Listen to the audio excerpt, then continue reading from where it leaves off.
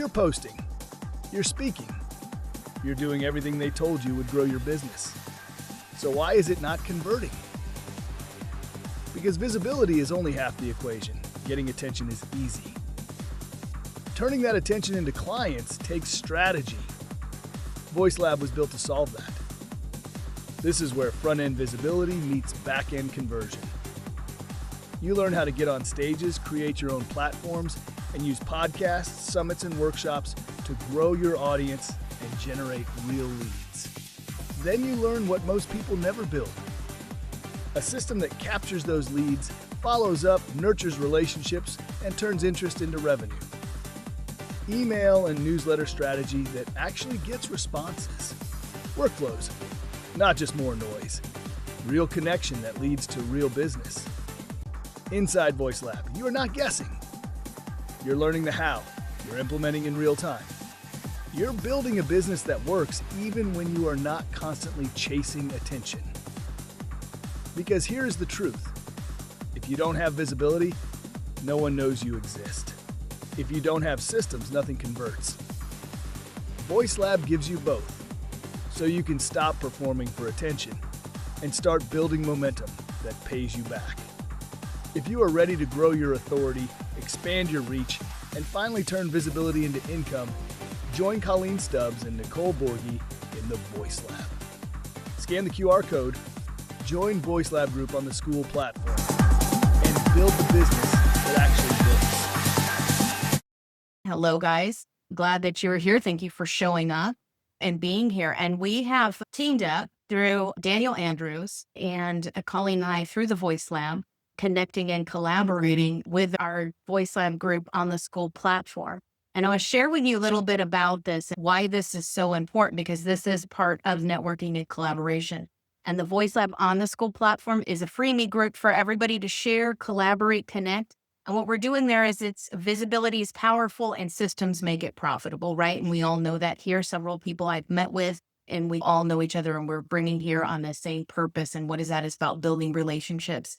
And part of that through events, through virtual events and summits, is really sharing with entrepreneurs how to leveraging that media machine as a marketing engine. And believe it or not, whether you're here being participatory or you're here in the audience, you are leveraging that through networking, connections, and building relationships. So that is everything that we're trying to bring back into this world in 2026 is how do we get back to connection and build true relationships that are meaningful. So for today, for Stop Networking and Start Building Relationships, it is that matter. You're probably in search of something that's hardest to find.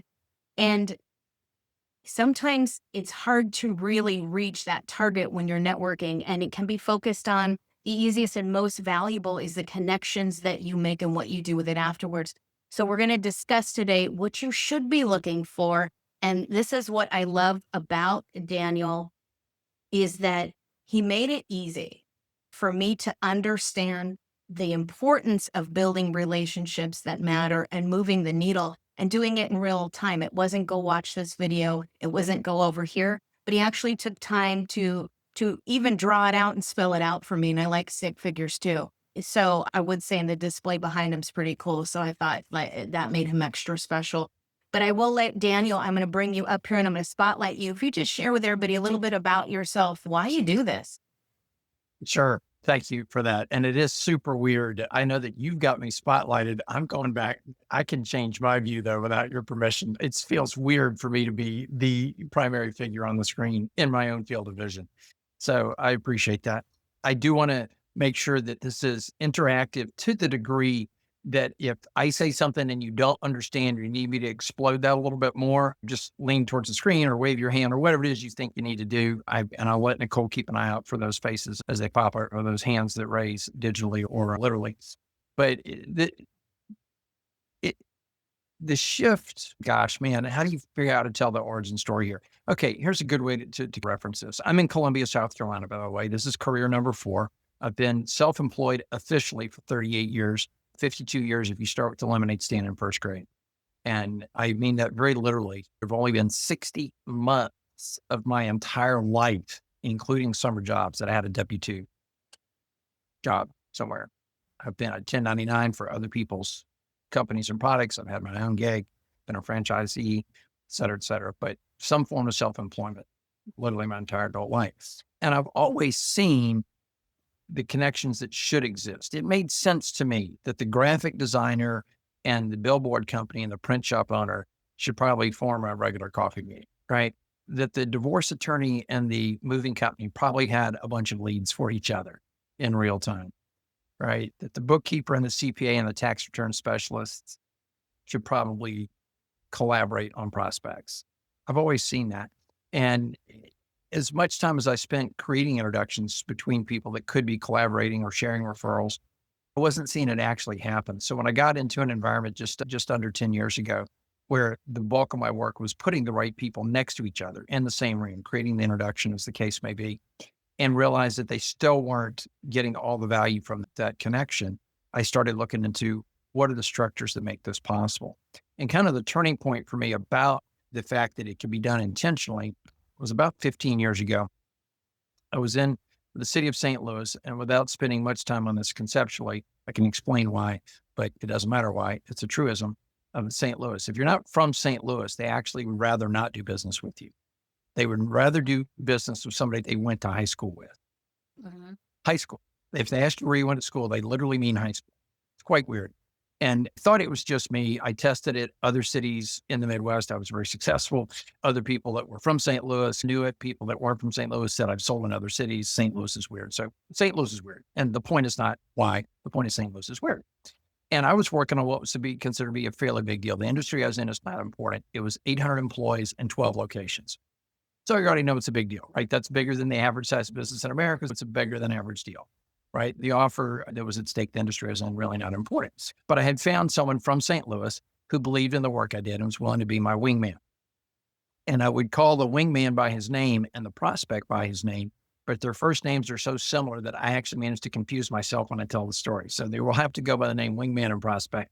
But I'd be happy to introduce you to either one of them. They could vouch for this actual conversation because it really went down this way. We had gone and made the presentation to the executive committee, which included the owner. We were back for the decision, which of course is made by the owner, the prospect here in this case. And the prospect points at me and says to the wingman, "Who is this guy?" And my wingman says, "He's my guy." And the prospect points at me and says, "But I don't know this guy." And the wingman says, "But I know this guy." And the prospect points at me and says, "What happens if something happens to this guy?" And the wingman said, "I'll find another guy." And as I drove away, Rob, I was a little bit insulted. I'm like, I thought the point of an introduction was to swing the spotlight over to me. I would do my song and tap dance just as I did 2 weeks ago when we met the executive committee. I'd remind the prospect how great I was. And then I'm like, but we got the deal. So maybe I don't need fewer wingmen like that, Rob. Maybe I need more wingmen like that. I'm like, maybe I should look at creating those people or intentionally seeking those people. Thank you for the nod, Edward, rather than waiting for them to stumble into my world. And that's when I realized that, like most relationships, if you are intentional, you can select and then intentionally create those relationships if you want to. And that's when I started paying attention to the difference between some things. And since we've got a little bit of time, I mean, I blocked off pretty much the rest of the afternoon. Nicole, remind me again how much time we're spending here today, because it'll determine whether you guys get the short, medium, or long version. I've got booked off 2 hours here. Okay, great. Okay, I know you're worth it and people are going to want to stay. I was about to say, if you guys will take really good notes, I will save you multiple thousands of dollars, because if you get this, you don't ever need me in the future. Now, I would say this, if you take copious notes, right, and you put this into play, do yourself a favor. Either put yourself on my calendar for 60 days from now, because we will either celebrate that you mastered it, or you'll be like, yeah, looks like I still need a little extra out. But in either case, 60 days would be a good timeline for you to figure it out. But okay, so here's one of the distinctions I want to make right from the beginning. And this is one, some of what I say will have been heard by some of you before. It's okay, you can hear it twice. Most of what I say will be new to almost everybody here, just saying. So for those of you that are familiar with me, have come to various other talks that I've given, hang tight. And the first distinction I want to make is between marketing and building your network. Marketing and building your network. And I don't have anything bad to say about marketing. I will say the problem becomes when people confuse the two, right? Somebody made a post and they tagged me and they said, I think Chris Colt was part of that conversation. And he said, oh yeah, we're talking about referral marketing. And I commented rather boldly, if you're still calling it marketing, you really haven't gotten a grip on it yet. And the guy that was the Chris Colt or Jason Van Orden, anyway, the guy that I was really picking on goes, no, I know the difference. I said, yeah, I'm just trying to make sure everybody else does too. Meaning this, if you're using marketing incorrectly, if you're using marketing to mean all forms of business development, okay, then building your network falls underneath that rubric. But if you look at marketing in the dictionary, that's not all forms of business development. So let's distinguish. Marketing is based on outbound messages. It's a very passive role where you are waiting for the business to come to you. You're trying to get the message out in front of a lot of people, whatever medium you choose to do that. Right. And that's why when most people are out doing what they call networking, Barbara, it usually gets air quotes. Network is a verb, or the word networking always gets air quotes when I say it, because they're not. They're actually marketing by hand. That's what they're doing. They're getting their card out. They're having as many coffee meetings with as many people as possible. Right. Or it's close cousin, speed prospecting. You know how to tell when somebody's speed prospecting, Joel? When they actually try to sell you within 5 minutes of meeting you. That's called speed prospect. You're like, whoa, I did not come to this event for you to pitch me your products, right? You're like, holy cow, right? But how many people are doing that? Almost all of them, because they don't have a model that's different than that, right? They don't have a model that's different than that. So let me just distinguish between marketing and building your network. Marketing is about getting the message out, getting as much attention as possible, hoping the right people filter back into your world. Building your relationships correctly, building your network and learning to use it is about only having conversations with ideal client profiles that already believe you're likely to be able to deliver the value because they came to you by introduction. They came to you by introduction. And in an age of AI, I was listening to a speaker on this just a couple hours ago. In an age of AI, the ability to get a personal recommendation to who you should be doing business with is absolutely going to be the case because the bots are so sophisticated, we don't even know if we're talking to a person or a bot anymore. I read an online work advice column recently, and the woman who wrote in said, we have a scheduling bot in our email. Most of the frontline work we do is very easy. You need to come in. What do you need to see us for? We can schedule it. And we use that email as if it's a person. And we found that people are nicer to the email system if we sign it with a woman's name. And the problem, the reason she was writing to the vice columnist is guys keep trying to ask out the bot. They keep trying to get a date with the bot. Right. Now, you can draw whatever conclusions you want about the male half of the species or anything that you want. But my point is, Rob, if we can't tell the difference, we're going to lose trust real fast. Right now, I'm perfectly fine with the bot scheduling my appointment. As long as the doctor or dentist is ready to see me when I get there, I don't really care who handled it. I'm all about the online scheduling and make a reservation here. That's great. So I don't need a person in that context, but in context where I do need a person's opinion, a personal recommendation or reference, it's really going to make a difference. So that's one of the distinctions I want to make. And the second distinction I want to make is the way I use the word network as a noun. I almost always spell it with a capital N, which my English teacher, mother, and grandmother both would have a heart attack and die if they hadn't already had a heart attack and died. It's the subset of people that you know, the subset that would return your call. Now, it's fine, that's speaking very generically, but the way that I test for that, Barbara, is I do a hypothetical in my head, right? My hypothetical test for who's in my network is if I sent the following text or left the following voicemail, hey, Fred, I got a question. Don't know if you have the answer, but if you don't, I bet you know somebody that does. Got a minute? Now, Carol, I don't test to see who my network is by sending a text message. If I know before I send it that they would respond, then they're in my network, right? As Suzanne Taylor King said, the person that interviewed us, Nicole, as STK said, just because you're in their phone doesn't mean they will answer their phone. Okay. So your network is the subset of people that you're connected to that actually care enough about you to return your phone call. that believe in you, that would give you a referral or recommendation or act as a testimonial if you asked them to. Okay. Now, please don't misunderstand. Connections are still valuable. Connections can mature into network. Connections can buy your product. You can buy theirs. You can introduce connections to people. They can introduce you to people. But I'm not worried about them. I'm not dismissive of them. And I say, make sure you hear what I said, because I spoke to somebody one time that was on the spectrum. And the second time we spoke, he goes, I took your advice and I deleted all my connections and just kept my network. I'm like, oh, that is not what I said. I said, at least I wasn't worried about the connections. I didn't say we need to disregard them, right? But connections are people that you're connected to, but that you couldn't count on to make an introduction, to take an introduction, to return your call if you made it. Okay. So we're only concerned about our network as an output, as a perspective on what we're trying to accomplish. All right. So those are a couple of the frameworks right from the beginning.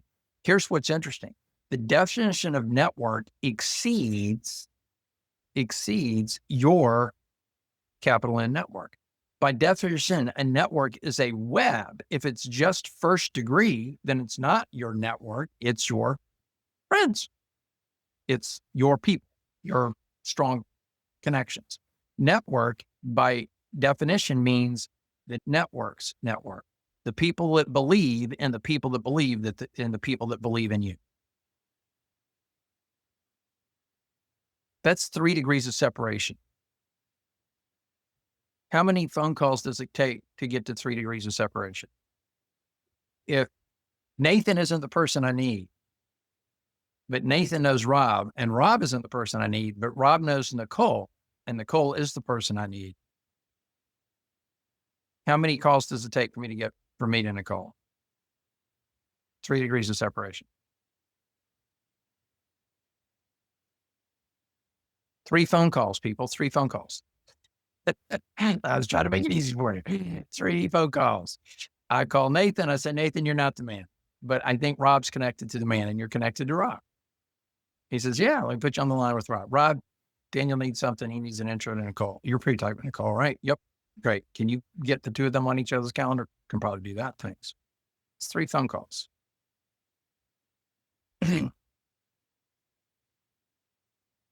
At 9 a.m. on a Tuesday, yes, correct. But there's a subtle distinction between using the network and name dropping, right? I can speak to the governor of this state if I wanted to, because I know where to find him. But that doesn't mean I can get you a conversation with the governor of my state. And I'll expand it a little bit, Nathan. I'm not afraid of 3 phone calls, because 3 phone calls is not a long time, right? It's not a huge investment.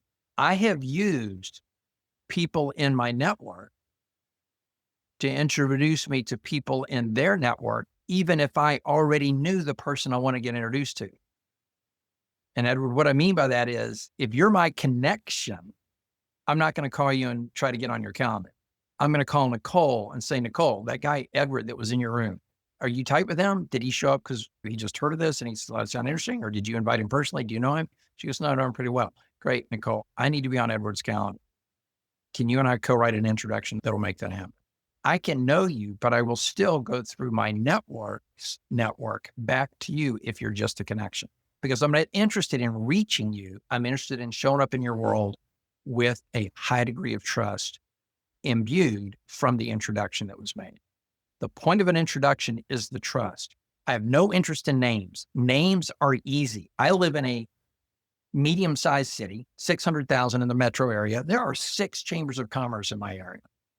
You know how many I belong to? None. I used to say 1, and then I forgot I belonged to it. And they sent me a renewal notice. I'm like, I never went to anything for the last 12 months. So, yeah, I just wasted $250. I don't need more names. I need trust. I don't like to say that trust is the currency. I don't like to say trust is the tool, because trust is different than any of those things. But what we're after is trust. Trust is the essence. Trust is, I don't know what to call it. It's not the word tool, but it's not a tool. Trust is the key, right? Any of y'all watch any of the Winter Olympics? Any of y'all fans of the Summer Olympics? Track and field, pole vaulting, that just kills me. They get 19 feet in the air. I'm like, holy cow. And I'm always afraid the pole's going to break. You're like, what happens then? The element of danger. Relay race, right? 4 runners, 1 lap around the track, 4 people on the team. All 4 shuffle out to the track, right? One's on the track, gun goes off. First runner, booking it around the track, comes around the track. And at the moment of handoff to the second runner, what is the second runner doing in the moment that the baton changes hands? What is the second runner doing? All right, reaching back, Rob, but they are also running. They are moving forward. What is this runner doing wrong? The second runner is doing something wrong. Looking back. He's Looking back. If there's not a bobble, there's no reason to look back. She should trust the runner up behind her.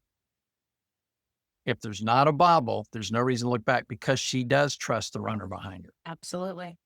She doesn't get 3 strides down the track and then double check over her shoulder. Was that person in the right lane? Was she wearing the same color jersey I was wearing?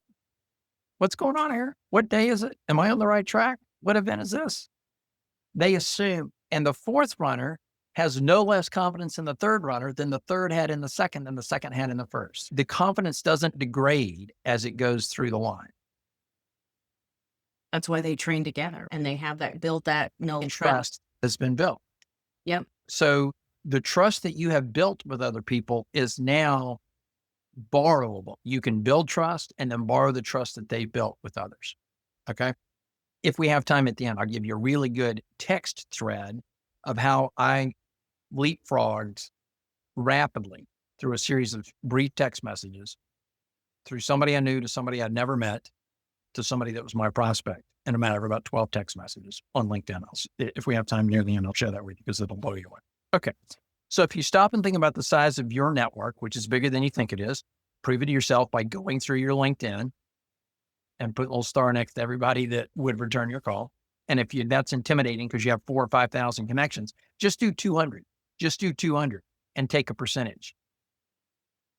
Because if you find that 7% of the people in your first 200 would return your call, if that text message, that hypothetical text message, you've got 4,000, that means your network is 280 people deep. Right? Most people tell me it's in the 400 to 500 range.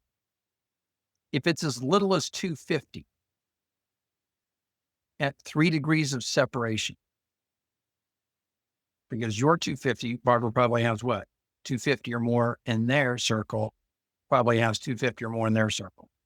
At 250 times 250 times 250. Anybody good at math? You got your calculator on your desk and you can't let me see it? You want to know the number?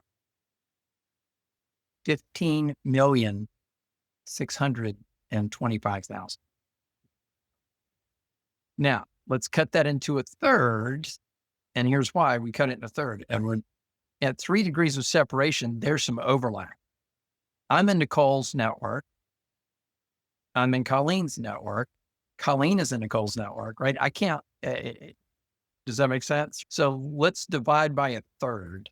That's 5 million people that you can get onto your calendar before the day's over. You might not can meet them today, Jesper, but before the day is over, 3 phone calls or 12 text messages away from 5 million people that you could get onto your calendar. I feel like, Daniel, if you're in my network and you're in Nicole's network, then you can't get away from us. Correct.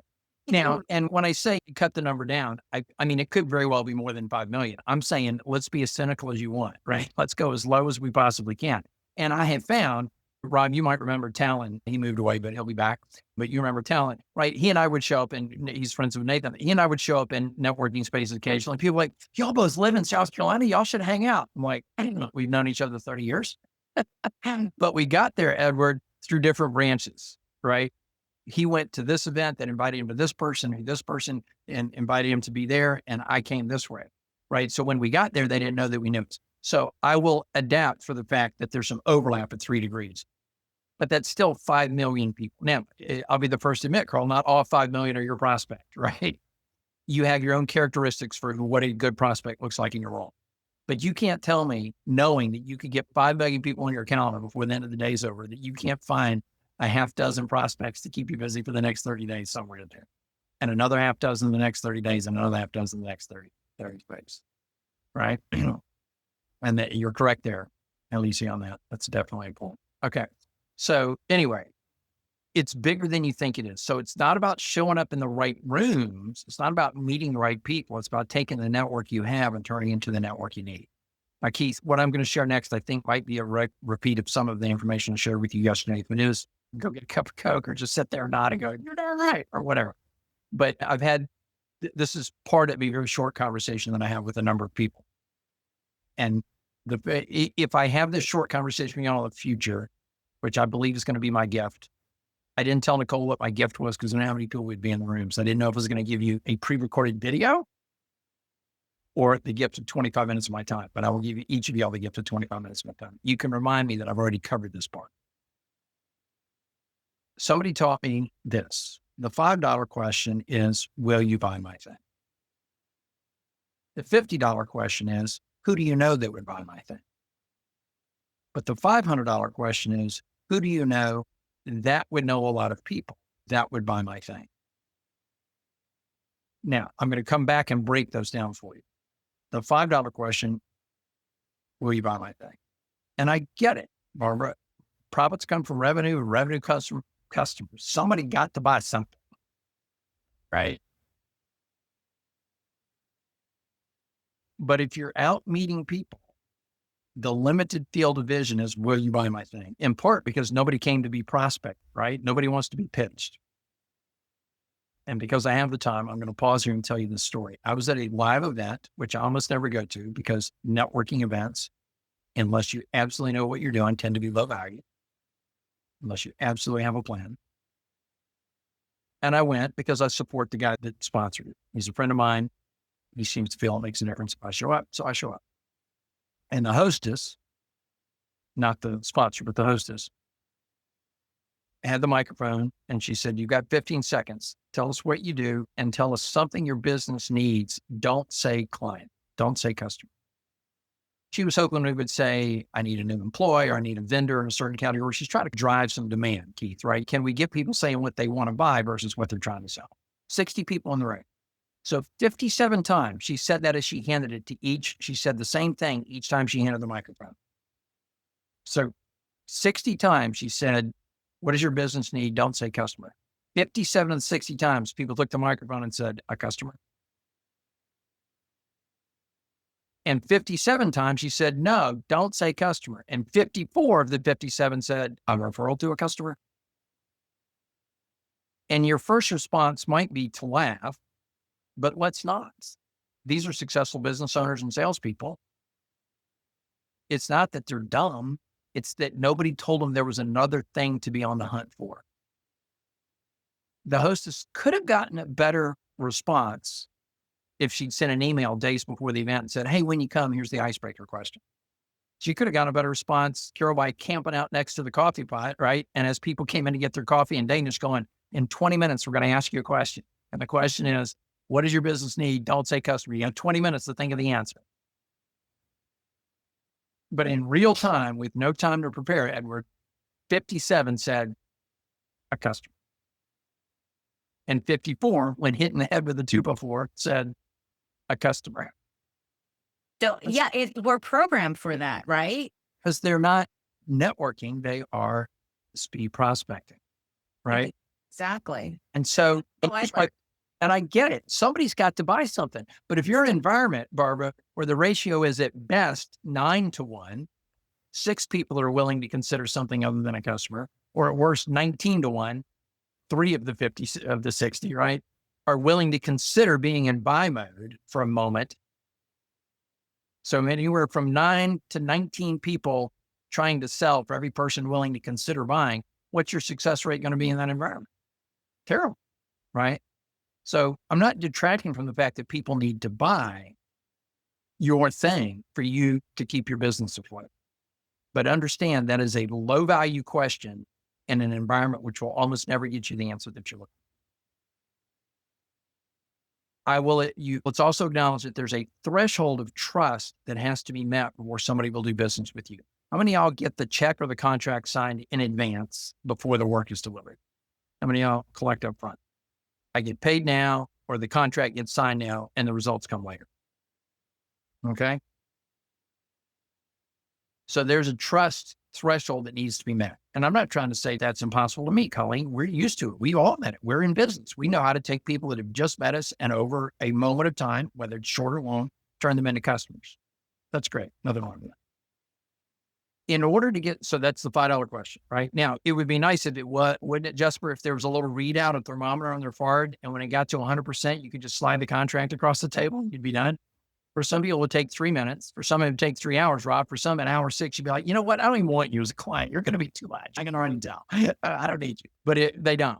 So we start the process of building some degree of trust to cross that threshold to get the contract. That is a sales conversation. I'm not going to have that conversation today.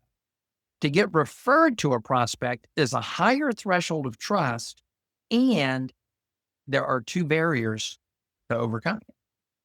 Not only is it higher, it's a harder climb. I won't say that you can't overcome it. You can, but we need to acknowledge it's a higher barrier and it's harder to overcome. Why is it a higher barrier? Somebody with character at all, as long as they don't tend towards psychopathic or sociopathic tendencies, Carol, somebody with any character at all is more worried about sending somebody to you that buys your thing and they don't have a good experience than their own money being wasted or lost. If I hired Nicole to do her thing and it didn't work out between us, I halfway blame Nicole and halfway blame me. And I'm thinking of somebody not Nicole in my mind right now. But if I send somebody to Nicole, if I send Susie over to Nicole and Susie buys Nicole's thing and doesn't have a bad experience, I'm tossing and turning. I'm up at night. I'm wondering what I did wrong. So it's a higher threshold of trust that has to be met. That threshold can be crossed. Don't mistake. That's the work I do. But understand it's a higher threshold. And there are 2 additional barriers to being able to make that climb. It's like saying, I'm going to climb 100 feet up this rock wall. I've been watching a lot of outdoor films lately.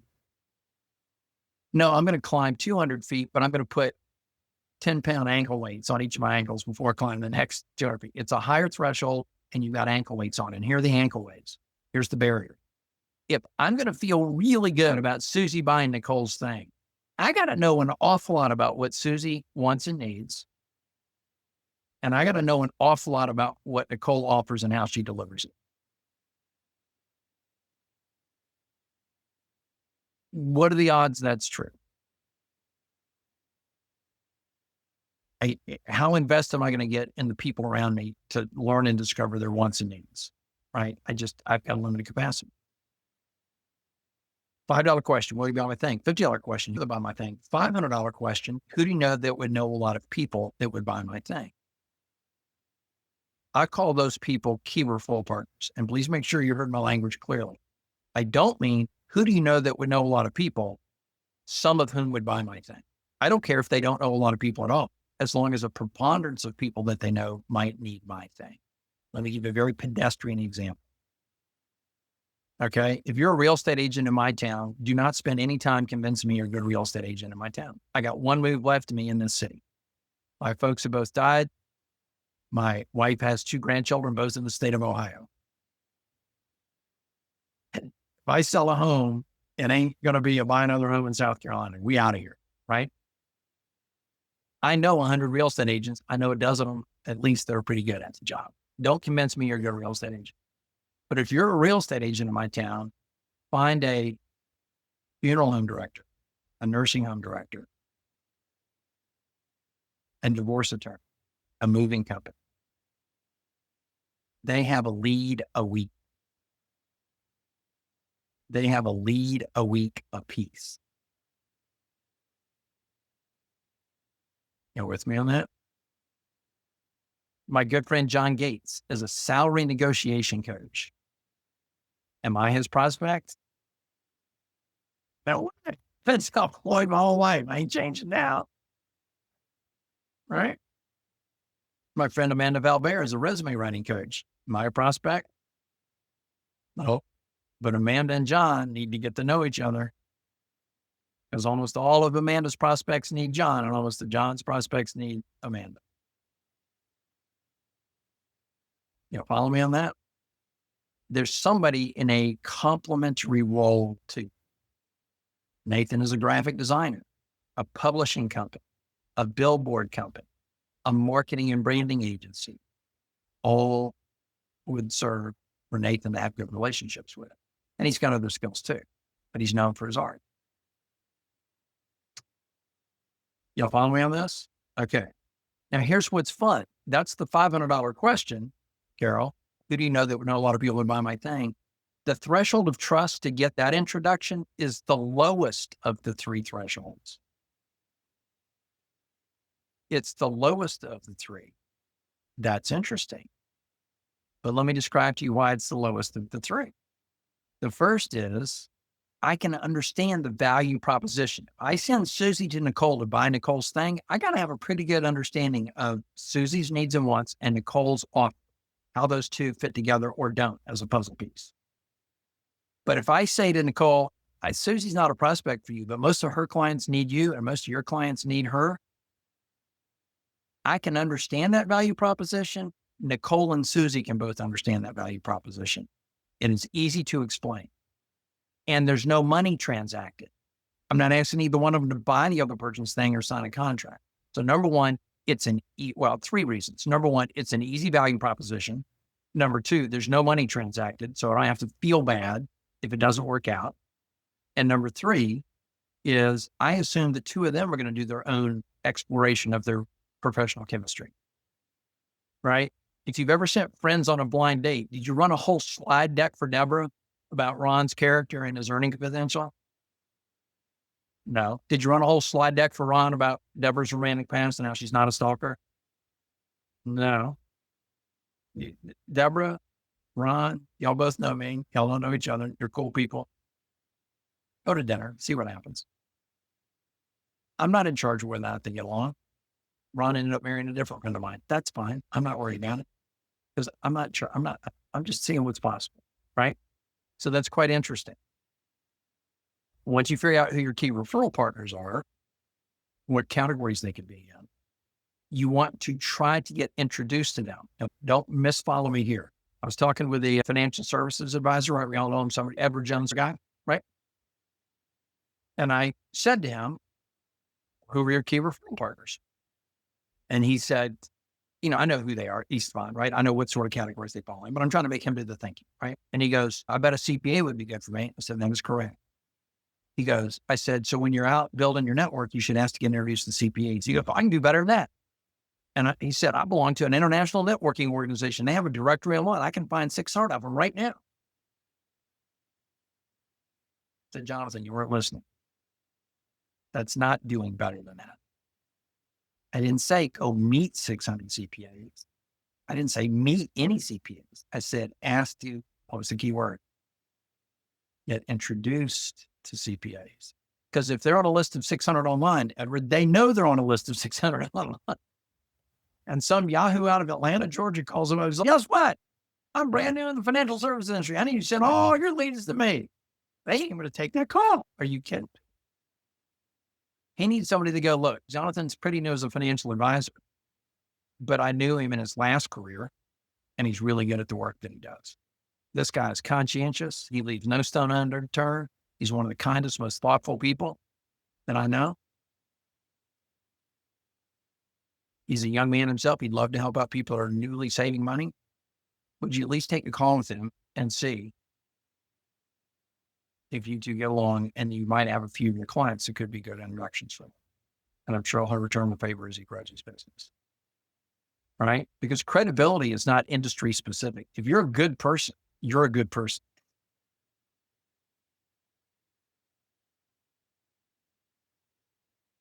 Follow me on that? Because we're not interested in names. We're interested in the trust that's being passed from person to person. Now, having said all that, I'm going to set you up to get the answer wrong. Nathan's going to get it right because he only heard me say it about 20 times. Rob might get it right too. In the phrase, people do business with folks they know and trust. What's the most important word in the sentence? See, now you're afraid to say it because it's you're going to get it wrong. Most important word in the sentence is the word business. Business is the most important word in that sentence. Now, if the three nouns at the end Trust is the most important. I won't negate that. Plus, you were determined to get it wrong because I've been talking about trust for the last 45 minutes. Okay. Plus, it is the last word in the sentence. Plus, it is of the three, the most important of the three words. But the most important word in the sentence is word business. Because if you're going out with what I call the cocktail party style calling of getting to know people, you are not making headway. Back when I thought live events were a good use of time, several years ago, I hosted one. Some people came in, introduced themselves to each other, identified they were both part of different chapters of an international networking organization, traded business cards, and talked about barbecue for 45 minutes. I was talking over here and I listened to these two guys over my shoulder and then got up and left. I don't need more people to come to my next barbecue. I don't need more barbecues to go to. I'll take an invitation if you're in my neighborhood. Why would you invest? I don't care if they talk about barbecue, but don't only talk about barbecue. Because I still don't know if you belong in my world. A guy named, one of my professional connections called me, a guy named Chris. He called me one day. He said, Dan, he said, that lawyer that you referred me to for that case, that lawsuit out against me, he said that he's a bit of a jerk. He used a different word, but we'll go with that one. He said, he's a bit of a jerk. And I said, he goes, yeah, he was mean to me. And I said, is this an update or a complaint?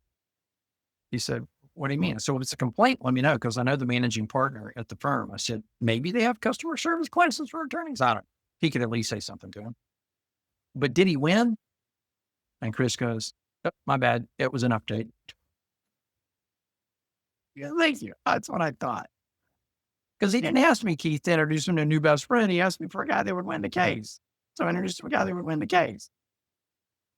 I didn't realize we had other criteria here.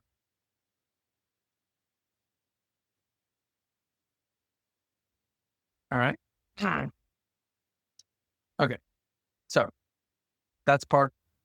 Don't forget that we're building business relationships. Talked to somebody, I don't know, several years ago. I said, what's your definition of network? Right. Because I want to know what their starting point is, right? Just, or we even talk about the same thing. She goes, she's a travel agent. And that's an interesting role, Bar, because it's fairly universal, meaning most adults could engage a travel agent at some point in their life, right? She's much like a real estate agent. Most adults may have a need for a sooner or later. She goes, I just go to the same event week after week in my city, and I get to know people and get to become their friend. And after I've done that for a while, and then I'll talk about business and how I could probably be able to serve them. I said, don't you find that it makes them question the friendship factor when you finally bring business into the equation? I said, that's not called networking. That's called selling with a beer in your hand. That's what that's called. That's called tricking people into thinking they're your friend when you're just trying to sell them something. Here's my metaphor. It may be clunky, but I made it up myself, so it is what it is. It's easier to put the sprinkles of friendship on the cupcake of business than it is to put the sprinkles of business on the cupcake of friendship. And I want my business, Edward, to be my cupcake, not my sprinkles. My business is my cupcake. All right. And y'all have seen that. You engage a client or you're somebody else's vendor, right? They're your client or you're their client. And you do naturally, usually evolve the personal relationship over time. But if somebody came to you and said, well, you've had dinner at my house once a quarter for the last 4 years, it's time for you to sign a contract so we can do business together. Like, what now? That changes everything about dinner at your house, right? Changes everything. All right, I'm going to pause there. Don't want to get derailed because I've got plenty of important things still to say. But is there anything I said so far that needs clarification or a particular rabbit trail based on what I've said that one of y'all wants me to run down next? I have a rabbit trail. Go. A rabbit trail.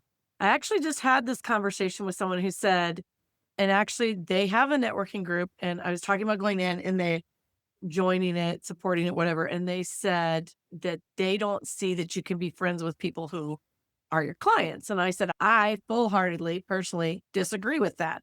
But I'm also very relationship based. And when I see somebody that has a need for my service, I become friends with them. I share my service with them and I make a sale. I am still their friend, but it's part of the relationship building strategy in that I have clients that are comfortable coming to me for help when they're stuck. And she says, how's that working for you? And I said, about 80%.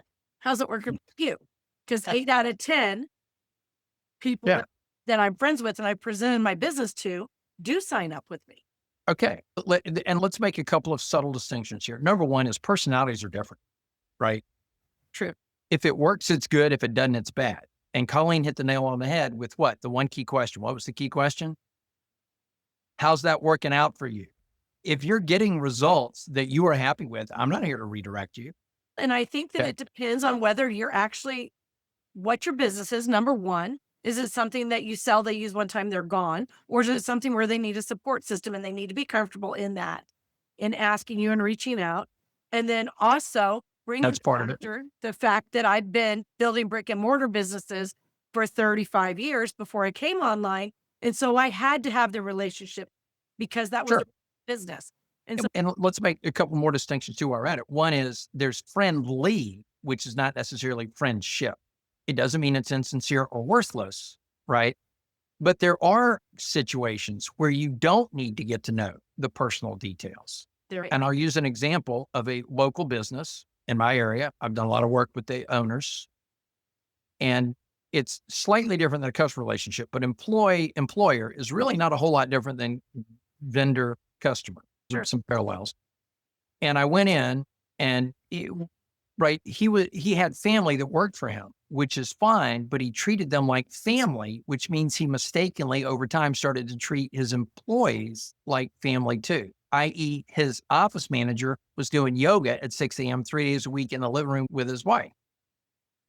How many days are going to go by before that degree of familiarity means the office manager thinks she runs the show, or his wife accuses him of sleeping with the office manager? It won't be long.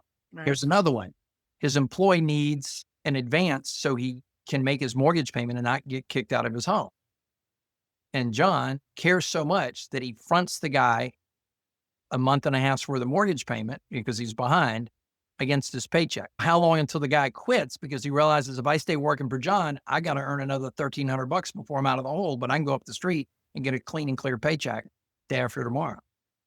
This right? is true. You can get too invested in the personal stuff.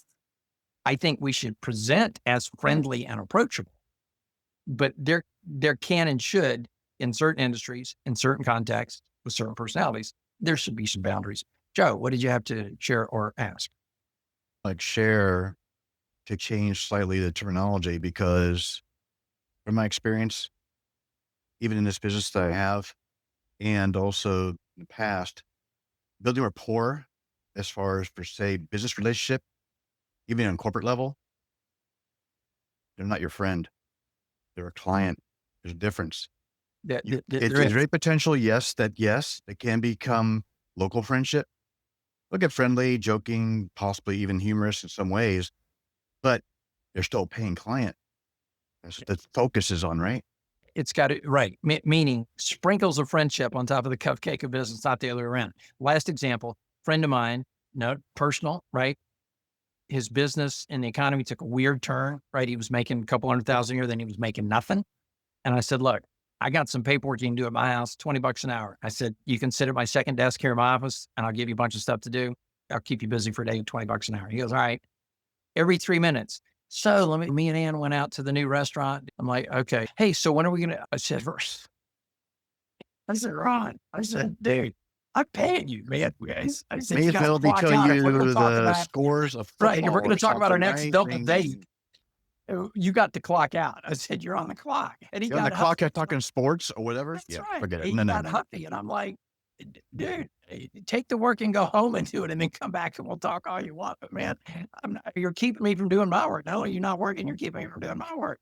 It's middle of my work day. You're working, right? So it can get weird is all I'm saying. Okay. Too much time on the one point. I do believe that you can be friendly. I do believe that some people can evolve into friends. It is interesting to note, by the way, how quickly the professional relationship will end, because most people subconsciously can't process both. And that's fine. I've had people that were clients and became friends and are no longer clients, and I'm still cool about it. I still think it was a good deal. That's fine. But just understand it's difficult. Okay. That's what I wanted to say there. So identify who your key referral partners are, right? And that's the gift I'm going to give you guys. I'll just tell you now. We'll make sure Nicole gets the link out. I'll put it in the chat box, but Nicole can share it with you guys. And it's called a network building business plan. It's specific to you, which is why I'm not trying to do this in front of a group, but we're going to talk about in your industry, who would your key referral partners be, right? Who those people could be. And then what the basic approach around that is. All right. So that's cool. All right. I would ask, by the way, that if when I put the link in the box, it's not currently restricted to April or later, but just please show me the respective April or later. I've got a few things to accomplish in the month of March. Help me with that. Just now that you heard the word April or later. Okay, cool. Thanks. Appreciate that. All right. I'll get it the chat box here the next time we take a break or shift gears for a question. Okay. So anyway, that's the gift. So if you're wondering, how do I know who my key referrals are? I'll do that one-on-one with you. And by the way, let me say this as well. The gift of the network building business plan, right? Not networking business plan, not the network building business plan, right? It is not a sales pitch. It's not a queue up for a sales pitch. The entire sales pitch in the 25 minutes, it's my gift to you, consists of this phrase. There's more where that came from. And I don't say that until the end. And then I'll send you a link. Okay. So it is literally my gift to you. Now, is the top of my funnel? It's how I meet some interesting people that are interested in what I do. But there are no series of emails. You don't get on a mailing list. There are no newsletters. I don't harangue you to get back on my calendar. I will give you the gift of answering whatever questions you have or my standard set of brainstorming over those 25 minutes. And at the end, I'll say there's more where that came from and we're done. Okay. Edward, what was your question? Yeah, thanks for this. Very helpful. The one thing I miss a little bit is the time frame in which we're talking about with these actions that you're describing here. Are we saying this is taking place months? I think I know how you're going to answer this, but if let's just say, for example, time is of the essence on one end of the spectrum versus I got a lot of time and I'm chilling, starting this business, etc. Where does a lot of this discussion fit? You follow my question? Absolutely. And I'm glad you asked that question because it means I've left people vague, meaning other people have got that question too, Edward. So I'm very glad that you asked it. And it means I need to be a little more explicit on this. Let's go back to what I said about getting introduced. Istvan, thanks for being here. Being introduced. I will admit that we all know how and should know how to take somebody that we've just met and move them along some path where we build credibility and trust in their mind and they can become a prospect or a referral partner. But we can absolutely speed the process up by getting introduced to our prospects and our key referral partners. Because the trust that's been imbued in that relationship with whomever the middleman is carries over. Great gal named Peggy. And coincidentally, I just saw her, somebody that I know is co-creating some value, doing something like this with Peggy quite recently. She's a sales trainer. They're talking about the difference between marketing and sales, I think. And I'm like, oh yeah, that Peggy.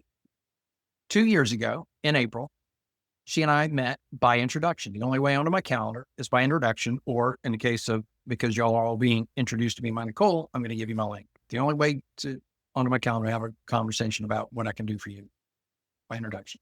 Okay. Peggy ends up on the calendar by introduction. She's a sales trainer. She teaches what to do once you've got somebody in the seat across you on the desk. I teach people how to get people in the seat across the restroom. So we are really well suited to be referral partners. Does that make sense? The corporation she trains and the people she trains could be trained by me, vice versa. She can finish up, call me and go, Dan, this is their budget. This is how many people I have. This is where they're heard. Give them a ring. And I can do the same for her. Right?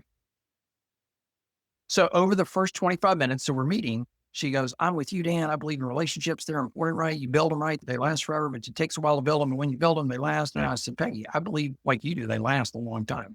But you keep talking about how long it takes to build a relationship. I disagree. She goes, I think it takes a while. I said, all right. But we ran way over the 25. We're like at minute 28, 29, 30, 32. And I said, Peggy, clearly we need another conversation. Here's my link. And I sent her a link to put herself on my calendar for 45 minutes where we could really dig in deep. She comes into the second meeting and says to me, Daniel, you said there's that service that you charge $25,000 a year for. It's not what I'm talking about. She said, there's a community you host that costs $25,000 a year. I said, that is correct. She said, what were the criteria for that again? Because I think I have some people for you. And I explained the criteria to be part of the community, where I charge $25,000 a year. And she said, great, I got 3 names for you. I said, Peggy, may I take you back to 6 weeks ago when we first spoke and you tried to tell me that it takes a long time to build trust to get referrals? She goes, yeah. I said, I've known you for 34 minutes because we're at 1 minute in after 33. I said, I've known you for 34 minutes and you just wrote down $75,000 worth of revenue for me. She's like, what kind of black magic was in that first 30 minutes? And I said, none. It was in the fact, Peggy, that we were introduced and you assumed I was credible when you came in the room and I didn't screw it up for 33 minutes. That's where that came from. The length of time that it takes to build that relationship had already been invested into somebody that we trust. I got a great introduction once from Suzanne Taylor King. It said, Daniel, Reuben, y'all both do big things together. And I replied, I know better than to argue with STK, LOL, here's my calendar link. And Reuben replied, I know better than to argue with STK, LOL, I booked. And when we say, I know better than to argue, Keith, what we mean is we trust that Suzanne knows what the flip a good introduction looks like for us. Not only does we trust her ability to conduct her business and we can send referrals her way, but if she says we need to meet, we need to meet. She could have said, Daniel, Reuben, go. And I'd have thrown my link into that inbox just like that. So the trust is in the fact that I believe that person is credible and I believe that person knows what a good introduction looks like for me. When I make introductions, for example, if Rob and I were in a Zoom room together and he said, oh, can you introduce me to Drew? Can you introduce me to Cliff? I like, all right, let's call the room together. The typical response from the person who wasn't in the room, i.e. the person that wasn't expecting an introduction because they didn't request it, is if Dan says it's good to go, it's good to go. And that's not bragging on me. We all have those relationships. It's on the fact that I'm particular about where I make those introductions and who I make them to. Okay. Now, I'm not saying you should never ask permission before you make an intro, but with some people, it's explicit. John, the business owner that I referred to earlier that treats his employees like family and his family like employees, he said, Dan, don't ever worry about how many people you refer to me to buy stuff from them, vendors for me. He said, because your intros always carry weight. He gave me explicit permission. Other people like Drew, it's implied when he said, if it came from Dan, it must be good. That was part of his reply. So I'm like, unless he tells me otherwise, Carol, I guess that's implied permission that I can make as many intros as I want to Drew. As long as I feel they're valuable to Drew, because he trusts that if I say so, it's valuable to Drew. Okay. So I don't think it takes much time at all. Let me work some time for you backwards and give you a very explicit answer because not much time at all is super vague and it's hard to get your arms around. I want to emphasize 3 critical points in one part of this conversation. I don't know the nature of each of y'all's businesses, but let me ask this. If you had 72, and that's a very explicit number for a reason, warm introductions, endorsements even, to ideal client profiles, not tire kickers, not people that are in the same industry, not somebody that once said they might want to buy a thing and they got no budget for it. 72 warm introductions to ideal client profiles. How many of y'all could hit President's Club or your revenue goals for the next 12 months? 72 on 72. 72 would be enough. Barbara, you've got different business in 72. You can make your goals in 72. That is 6 people that average 1 introduction a month. 6 people that average 1 introduction a month. And if you wonder where the freak to get those, I'll come back to that in a minute. 6 people that average 1 introduction a month. If you book a half-hour meeting with 6 people once a month to give and receive value, that's 3 hours a month. The next question is, how many meetings does it take to find my 6? If you are being strategic, thank you, Jasper. If you're being strategic about the categories of people that you approach or ask to be introduced to, and you identify that you are being strategic, and I'm looking to build Edward, I'm not sure. I need to investigate a little bit more, but the last time we spoke, it seemed to me that the nature of your business was related to the nature of my business. I'm being intentional about my network building, and I wanted to explore whether or not we can reach a point where we have enough trust in each other that I could refer some of my prospects and clients to be your prospects and clients and vice versa. You want to engage in that. If you approach 24, 20 will say that's a good idea. 18 will put themselves on your calendar. 16 will show up for that meeting. 12 will tell you we should do this, and 6 will actually do it. You are 24 invitations and 18 scheduled meetings away from your 6.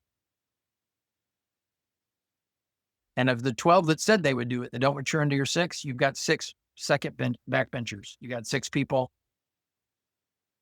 waiting on the bench that you can pull up if one of yours retires or leaves the country. That's how little time it takes. Spoke to somebody who had a B2B franchise. I won't tell you which brand name because it might make the brand name sound bad when it's really this guy's strategy is bad. 10.5 months he'd had it when I met him. He had 400 coffee meetings and had gotten 0 referrals. I'm trying to keep a straight face because if I laugh Colleen, he's going to shut down. I'm never going to find out the data that I need. But my question to him, Keith, was, how many? And he said, 400. I said, no, what's the other number? He said, what do you mean? I said, how many are you going to do before you decide to either stop doing it or to do it differently? By the way, the number should be a lot less, just so we're clear. That's a lot of data to ignore, isn't it, Joe? That's a lot of data to ignore. And he goes, well, you don't know if they have leads for you until you meet with them. And I'm over here going, but you do. But you do know.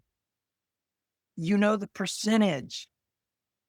If you're a salary negotiation coach, I got no leads for you. I'm not a lead and I may need 2 a year.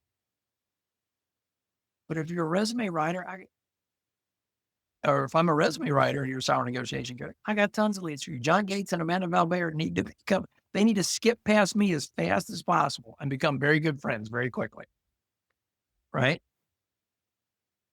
You should never take a meeting ever. I don't care how new you are in business or how bad you need business, where there's a low percentage chance. And even if you hit the jackpot, it's a low payoff. If it's low percentage and low value, you need to skip those always, 100% of the time.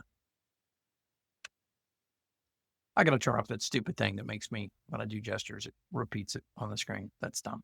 I got to find that feature. All right. You should never take a low percentage of a low payoff. You should always take a high percentage play for a high payoff. If you build your business correctly, you will very quickly move to the point where you only take high percentage plays for high dollar payoffs. In the meantime, it's okay with me if you take a low value play for a high payoff or a high value pay for a low payoff. High value play for a low payoff can still work, Barbara, because as some people call it, land and expand. You sell them some service and you keep them for a long time or you upgrade them. Nothing wrong with that, right? They came from the ice cream, but then you sold them chocolate syrup and nuts on top. Awesome. Okay. The reverse of that, a low percentage payoff, a low percentage chance, but a high payoff, as a friend of mine said once, I've been a part of a lot of big deals. This one might actually happen. And Keith, the proof that one didn't happen either is the fact that you know my name, because I was part of that deal too. And if that had paid off, we would all be somewhere on a beach. Everybody touching that deal. We would have been set for life. Take a vacation. I think Carol has a question. She's had her That hand. is correct. I wanted to give room for Carol there, but thank you. Nicole, you're in charge. Yep. Oh, that was just her hand up earlier from when she said, when I said, would 72 make your day? Okay, there we go. Thank you very much. I appreciate that, Carol. All right. I thought that might be the case, but I was going to give room for her. But Nicole, thanks for holding my attention to that. Y'all with me on that? Right, guys? I'm fishing for the whale too. I will invest some of my time in that, but you are not that far away from being in a really good position if you'll focus. And to convince people to spend less time with fewer people is weird because we all know the 80-20 rule and we apply it every part of our business except our network. It's kind of weird. Joe, what you got? It's a legitimate hand raise for one. Make Okay. sure you understood that. And there's a setting to change that, by the way, which I found the way you were stating. I got to change the reactions. It's all about reaction, the setting itself. I could do and this I all know. day When I and say now I I gotta won't do find it. it, Yeah. When I say I got to find it, what I mean is I only ever Yeah. care about it when I'm in the middle of a Zoom. When I end the No, I Zoom, understand. I never I get care it. about it. I got to just remind. The main So thing what that did you actually put my yourself on attention my was when calendar? you stated the 72 number. Yeah. think of me as more not critic, but cynical as well as analytical, because I want to know where the hell you get your numbers from. Even though I used probably a harsh word there, but I'm like, okay, where do you get the data? Where'd you get that from? How far back does that go? What's your experience in this to be able to state that number 72 that you mentioned earlier as far as Okay. an ideal number, right? Sure. I didn't say it's ideal. What I said was, how many of you would 72 get you there? We Meaning, shot it down to just about, mean what did you say, 4, 6, something like that, I think. okay. Oh, you're talking about dropping down from 24 to 6, right? I get that. I don't have hard and fast data. That's gut data, if you'll allow me to do that. But I've pondered to you that even if I'm wrong by half, it's 48 propositions to 32 first meetings to your 6 So compared these to would be the ICP direction, meaning they're literal going to be actually buying clients for my business that you're talking about, correct? meaning your 6 are going to consistently take you to 1 ICP a month on the average. Sometimes the months they'll have 2, some they'll have none, but the average is 1. Want to make sure I was clear on that. Okay. Okay, correct. And what's fun? Yeah, go Keith. You're muted, but I'm sure it's profound. So my question is this: do you have a preference, or what are your thoughts on a Zoom virtual meeting versus a face-to-face with these folks? That's a really good question. And as the pandemic started and we could see that there would be an end at some point, I had 2 questions in the back of my head. One was, coming out of the pandemic, how casual is too casual and how far is too far? I'm at a point now that if you're in the next town 20 minutes away, you're either meet me in the middle or we're Zooming, because no, thank you. Having said that, I do not seem to find any lack of ability to connect with people, probably because I'm quite animated, meaning my body language leaks through the camera. You can't really avoid it. But I would also acknowledge that I do still crave one-to-one. Before I met with y'all today at noon, I had a call with a long-term professional contact that I've evolved a friendship with, right? Going back to my sprinkles analogy.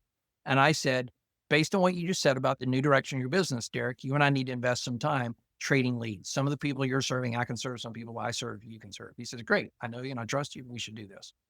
I said, do you want to meet via Zoom or in person? Because we both are members of the same co-working space downtown. He said, if we're doing the business meeting, we should probably do Zoom, because I'm going to have to look at my computer anyway, which means we're both going to have to lug our freaking laptops downtown. And I said, okay, let's book a Zoom meeting to talk business, but in person still counts for something. So next Monday, we're meeting 2 Mondays from now, we're meeting via Zoom to trade leads. But the next day, we're meeting at the food court, the food hall next to the co-working space, because there is something to be said for the handshake and the backslap when you can get it. And having said that, I've got key referral partners. I can attribute hundreds of thousands of dollars in business to people whose hand I've never shook. If I had the chance, I would. Thank you. What do you got? Yeah. Okay. Thank you. It's actually an interesting take on that, because most of my clients aren't going to be local to Tampa, and I'm here in Florida. Might have to be national, sometimes even international. Could be Zoom, or could be even some other platform itself that's going to be virtual regardless, or a WhatsApp call for all you know, and then maybe a video call maybe. But I have learned from the smartphone direction, which mine's brand new from last year, I can actually record the call. I'm like, oh, now I can actually get a script. I'm losing my head, because the fact then I have something I can provide to my team to know what the conversation was about on business directly. And I try to keep it down to at least a half hour or less to focus on the topics and what the needs are.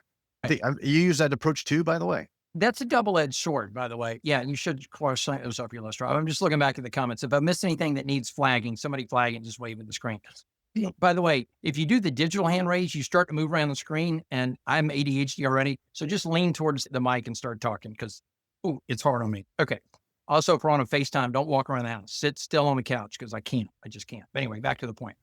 I do think that you can lose some transparency and vulnerability, some authenticity, if you're recording. That people will not necessarily be as forthcoming if they think it's being chewed up and spit out again. Okay. Having said that, if it's somebody that I'm in good with, right, and we're trying to make things happen, and we're both good with the note taker, I might opt for Zoom specifically for the fact that I don't have to get out a cassette recorder and throw it on the table and hit record, and then remember not to erase it with my mixtape that I'm making this weekend. For those of you old enough to even know what I'm talking about. All right. Okay. But the record, capture, AI, note taker features, please understand that it's a give and take. There's something that you add, but there's something you subtract when you do that. So just be aware of that part. You're correct, because it is common courtesy. At least I consider business courtesy. Yeah, go. That if I want to record, especially in a phone call, I'll ask, may I record this? If I get declined, I have to respect it. Or, yeah. And I usually say, what are your thoughts on the note taker being in the room? Exactly. Because there's an implication, are you okay if I record, that somehow meaning they're going to say yes and then not be as forthcoming because you made it seem like there was one right answer. So hard to decipher, isn't it? Because then you realize they're saying yes, but maybe you're apprehensive. Correct. And then you're not getting the transparency that you were looking for. Now, again, when the relationship's there and it makes sense, I'm not saying don't use it. Understand that in a new spot, and I'm just physical, man. I love taking the notes, but that's me. It's part of ADHD. Okay. So the relationships can be built pretty quickly, or the referral threshold can be bridged pretty quickly, particularly if you're using introductions to get there, right? But here's something to keep in mind. And somebody just say the letters to me, F later, because I'm not even going to write it down, but I'll forget my point. But anyway, trust, right? We know how to build a trust bridge or a foundation of trust with a potential client, right? In my mind, trust is made up of credibility, reliability, and likability. Or, as one person said, intimacy with a lowercase I, right? Professional intimacy, right? A knowledge of transparency and awareness, Joe, and authenticity, right? Okay. Fair enough. All right. And when I say to people, where do you get your leads from? Who sends you referrals? A certain percentage of people, more than makes me comfortable, will go, well, from customers. Who else could give you a referral? I'm going, well, if you're good at getting referrals from customers, and you're probably not, but if you are, you're still only getting 20% of the leads that you could get via referral. You're probably getting 10 because you're probably not even good at that part. All right. Trust, we know what it looks like to build trust, referability, so to speak, to use a different word for it, credibility, reliability, likability inside a customer context. But the words credibility, reliability, and likability do not require a customer relationship at any stage. It just shows up differently. Okay. So when it comes to building trust so that you can get referrals, just remember you're focused on credibility, reliability, likability. And likability, by the way, doesn't have to mean you pretended to vote for the same guy, man or woman that he voted for, right? It doesn't mean that you got to pretend to root for the team that you don't really root for. Likability, for most people, simply means being your true self and not being a jerk about it, right? A friend of mine is a mortgage lender, and he coaches other mortgage lenders and real estate agents. And through a long and interesting chain of events, he put me on his live stream. And he said, Dan, he said, I'm a mortgage lender, which means real estate agents are positioned to send me way more referrals than I can send to them. Most people start with a real estate agent, and if they don't know a good mortgage lender, they'll ask for a referral versus starting with a mortgage lender and then ask me for a good referral to a real estate agent if they don't know one. I said, fair enough. Thank you, guys. I'll come back to that. Yeah. And he said, how do I keep the referrals coming when I can't reciprocate through referrals in exchange to prospects? And I said, Scott, unless I miss my guess, I said, unless I don't understand your business very well, his name was Scott Groves. I said, unless I don't understand your business very well, I think simply doing your job well, making sure the real estate agent knows you did your job well, and making sure the borrower knows you did your job well is really all that's required. And that should keep them flowing. And he thought for a fraction of a second, and he said, you're right, and I can prove it. And I said, Scott, I appreciate that you're coachable, that you wanted to know how to keep the relationship alive, and you heard me answer that. I said, but I'm coachable too. A moment ago, you didn't even know the principle, and now you're telling me you can prove it. I said, well, let me have it, buddy. Coach me right here. How can you prove it when a second ago you didn't even know it existed? He said, here's how I know. He said, and this is several elections ago, he said, I didn't vote for that guy. In 2020, Scott Groves and I both voted for the woman that was running for president. And if you don't know there was a woman running in 2020, then you might want to start taking your civics classes again. And he said, I get calls from realtors I've never met. And they say, you're good. I want to give you the business. That's his first name, right? He said, and I do that. And then because realtors spend so much time on Facebook, they friend me on Facebook. right? They're putting the sprinkles of friendship on top of the cupcake of business, right? You follow me here? And he said, and then they find out I didn't vote for their guy. And they got all huffy about it because he said, I'm real upfront about who I voted for and what I believe where this country's headed and what we should be doing about it. And he said, they get all huffy and they stop sending me leads. And then a couple months later, they call me up and they're like, yeah, I'm going to need to start sending you business again, but I'm just going to unfollow you on Facebook. And Scott said, I never made you follow me to start with. Right? Now, I don't think ever we should poke people in the eye with a sharp stick and keep their business just to prove we can poke them in the eye with a sharp stick and keep their business. Right? But simply being authentic about who he truly is and doing his job well is enough to keep the relationship going. Okay. So when you think about getting referrals from clients or from referral partners or really any source, right? You can understand that building trust through credibility, reliability, and likability doesn't require a customer relationship to get there. Okay. FF stands for finder's fees. Okay. Don't. All right. That's the short version. I'll give you the longer version. But the guy that taught me what, and this is somebody worth following on LinkedIn if you want to, his name is Steve Swear, okay, you can't really read that, can you? Let me zoom in a little bit. Steve Swear. And if I'm highlighting on your screen, that's good because you can see the whole thing. And he taught me this, and he called it the trust quotient. And already some of you are like, what new? I bet Joe is because Joe's pretty analytical. Trust is an emotional word and quotient is a mathematical word, right? You're like, how do you put those two together? Here's how you put the two together. Okay. The trust quotient, right, is one number divided by another number, right? So what's above the line? Credibility. You don't have a poor camera. I have poor handwriting.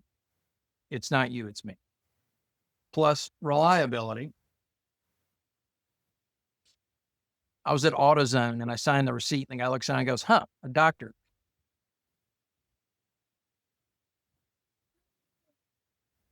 Credibility plus reliability plus likability.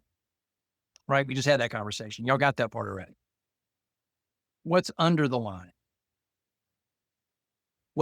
Because the bigger the value under the line, the smaller the number is, right?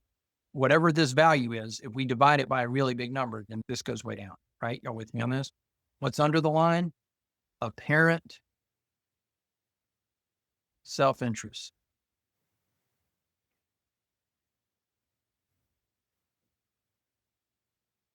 Apparent self-interest. How many of y'all know that in certain industries, finder's fees are not legal? There's plenty of industries that they are actually not legal to pay somebody money for bringing you business unless they are licensed in the same industry.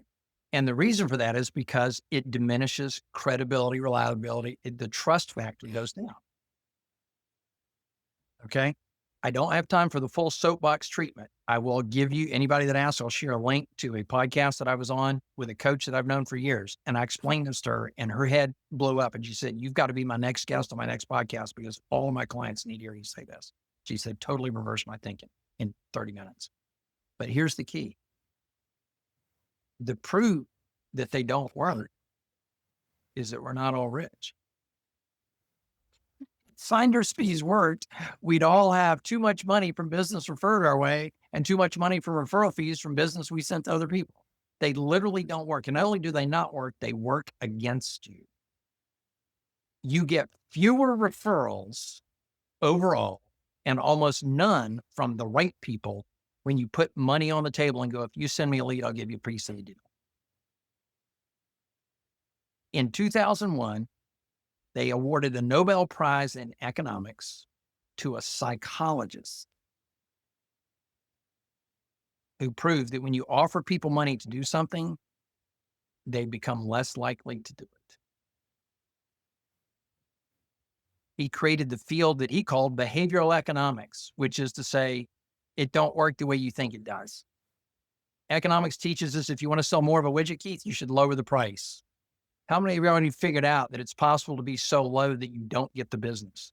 That raising your rates will actually get you more business because people don't do what you think they would do. The example, he used quite a number of studies when he won his Nobel Prize, but the one that featured prominently in the book he wrote after the Nobel was a daycare that had parents showing up late.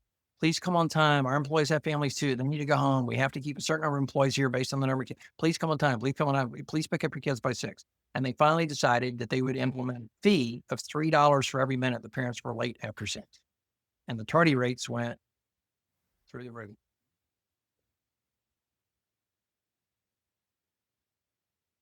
They made it economically uncomfortable to do the wrong thing, and they got more of the wrong thing. By the way, Dan, you see my question I put in the chat? I will check it. There's an interesting point there, Joe, that in certain industries, yeah, sure. Yeah, I'm paying a fee to make sure this guy shows up and they'll let you down if you don't. In certain industries, in certain circumstances, in very certain cases, they're expected and necessary. And in certain cultures, right? But more often than you think, meaning you're over there going, I knew there was an exception. I'm in. No, you're not. No, you're not. It's hurting you. It's actively hurting you. And I will just give one real life example to make this case very clear. A guy came to me, he used to live in my town. He died young of a heart attack. It was 6 or 7 years ago. And he came to me and he was part of a very large international group of networking organizations, right? Multiple chapters. And he was one of the largest in the world. It was right here in my backyard, not my brand, someone else's brand. And he was part of this group, 100 people in the group, which is a bad idea, but that's a whole other soapbox. Don't get me started. He said, Dan, you're known to be pretty good at this. Let me ask you a question. I'm like, if I'm known to be pretty good at it, how come you're not my client? You belong to that core, not my core. He goes, that's beside the point. But he said, I must have done something wrong. And I'm hoping you can tell me what. I said, best I can do, Mike, you tell me what you did, and I'll see if I can tell you what you did wrong. He said, all right, fair enough. He said, I stood up at the weekly meeting of the group I belong to, and there's 100 people in the room. And I said, if anybody in here can get me an appointment for lunch with Billy Bob for me to pitch, my service, if anybody can get me lunch, I'll write you a check for $1,000. He said, I know 5 people in the room that could have done that know Billy Bob well enough to make that happen, which means in a room of 100 in this town, there's probably another 5. So there's at least 10 that could have made that happen. I know the names of 5, but there's probably 10 or more. He said, that was 6 weeks ago and I haven't heard a word from anybody. What'd I do wrong? I said, you're from up north, aren't you? He said, how'd you know? I said, you insulted him. I said, more than that. I said, you made it awkward for them. He said, what do you mean? And I said, if you know there were 10 people in the room, they know there were 10 people in the room. And whether the 1st, 3rd, 7th, or 10th, at some point, Billy Bob's going to go, why is everybody interested in getting me to go to lunch with Mike? And somebody, probably the guy that didn't win the bounty, is going to go, I didn't get the bounty, so I guess there's no harm in telling you. Mike put up $1,000 bounty for anybody that could get you to go to lunch with him. How's Billy Bob going to feel about that? Who has the right to sell Billy Bob's time at $1,000 an hour? Billy Bob. I said, they've destroyed your relationship with Billy Bob if they reveal that, and they've done serious damage to their relationship and 9 other people's relationship. I said, I don't think you need to spend $1,000, Mike, but if you feel compelled to spend $1,000, send the check to Billy Bob, unsigned, and say, if you'll meet me for lunch at Hall's Chop House, which is the fancy place in my town, before we go into lunch, I'll sign the check while we're still outside in the vestibule. And you can make it out to whomever you want for whatever reason you want. I said, number one, you probably won't cash. You're probably, yeah, don't worry about that, but you can't take me to lunch at Hall's. I said, but if you do that, you've now given him the chance to be a hero. He can make that check out to his grandson who just finished high school, best graduation gift ever. His granddaughter who's in midterms, but had to cut back on her classes, not her classes, on her shift at the restaurant because she's got to pass her midterms, right? She's going to come up short on rent because she had to do that, right? Hero to his granddaughter. He could give to his wife, his rabbi, his priest, his pastor, and go, you've been working hard. Take a break. Go have fun with this 1,000. Or you said there's 100 people in the room. And he said, yeah. I said, y'all meet weekly? He goes, yeah. I said, y'all meet at lunch? He goes, yeah. He goes, you know a lot about our org. I said, of course I do. I said, what do y'all charge? $10 for lunch? He goes, yeah. I said, Mike, if you feel compelled to spend 1,000, this is the worst way you could have done it, but less bad than the way you did it, is say, if anybody gets me lunch with Billy Bob, first week of September, I'm buying everybody lunch. Because all of a sudden, you and one other person now are hero to 99 people. But I don't think you need to spend 1,000 to start with, but it ain't never going to happen. You've already made it awkward. Colleen, what do you got for us? I'm just thinking on this, and I agree with you on all of that. but I also feel like I don't accept affiliations. And there has been the rare case when it was the only way to share something from somebody. And it was completely uncomfortable for me because I don't ever, as an entrepreneur, just as a person, I don't ever want anybody to tie my intentions to money. And so I'm really clear about that. Even people, just anybody that I work with, even people that I know really well, I still just don't accept that. But I want to know what your thoughts are on the affiliation. And Okay. Thank you. And it'll force me to be clear because shared value runs a spectrum. Right. I found a book that I want to master recently, and I decided the best way to master it is to hold myself accountable. And so I announced, and I'm betting Rob knows about it, and I know Nathan does. I announced I'm holding a book club where I'm going to study the book in front of y'all, and y'all can come to my book club if you want. I'll put that link in the box too. There's no charge for the book club. There's no commitment. You can show up, you can not show up, you can do whatever you want. Every 2 weeks, I announce what chapter we're on, and if you want to have a coherent conversation, you should show up and have a coherent conversation about that chapter, right? I don't have an affiliate link to Amazon for that book, but if I ever do it again, I might. Because do you really care if I make $1.35, particularly since I'm giving away my time to start with? Probably not. An affiliate link is one end of the spectrum. And if I write tech reviews for a living, and then down at the bottom have my link to Amazon for you to buy the tech that I've just reviewed if you want it, it's the same price. They just redirect $1.35 of that to me. That dude's making a living. Nothing wrong with that. The other end of that is shared value. Keith and I have started a conversation. What if we do the thing where I bring the audience and you bring the content? Am I right, Keith? That's basically the gist of the conversation. Yep. I said, that's shared value because all the content in the world is an echo unless there's an audience. So he put himself on my calendar. We're going to dig into that. I don't know what it's going to look like. I don't know if we're going to come to terms. We probably will. He's like a reasonable guy. I'm a reasonable guy. But shared value is completely different thing where we're co-creating. Suzanne Taylor King and I have done a class that we were both qualified to teach, meaning we were going to co-teach it. We agreed on the price for tickets, and every ticket she sold, she got to keep the money. Every ticket I sold, I got to keep the money because the work of delivering was split 50-50. So that's the only way that made sense. Okay. There's nothing wrong with co-created value. At the highest level, that's called white label. And I guess I'm saying outside of that. And so if somebody say that you and I meet and you say, look, I've got this group, I'm trying to fill it up with people. If you'll send me people, I'll give you $10 for everybody you send. Then I'm sending people whether or not I believe in the group. Exactly. B. And that's not okay. And that's not okay. That's not okay. I right? run from that as fast right. as Because I'm hosting a book club, not because I make $1.35 and I don't, because I didn't do that, but not because I make $1.35 on the book. I'm hosting the book club because I believe in the book.